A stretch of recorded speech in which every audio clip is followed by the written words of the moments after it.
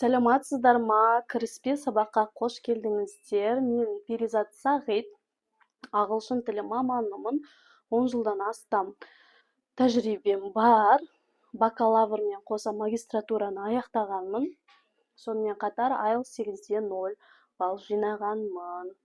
Сіздермен танысқаныма өте қатты қуаныштымын. Алла бұйырса 10 күннің ішінде әріптерді, сөздерді, сөйлемдерді дұрыс айтуды, дұрыс оқуды менімен бірге үйренетін боласыздар. Жалпылама айтып кететін болсам, ағылшын тілінде 26 әріп бар, оның 20-сы дауыссыз, таза 20-сы дауыссыз, 5-еуі таза дауысты, біреу кейде дауысты, кейде дауыссыз болып келеткен. Және де ағылшын тілінде 44 дыбыс бар. Енді бұл жерде дыбыс дегеніміз қалай? Негізі қазақ адамдарына, қазақ азаматтарына ағылшынша акцентсіз, керемет сөйлеуге болады, көптеген мүмкіндіктер бар. Неге? Өйткені ағылшын тілінде бізде тек қана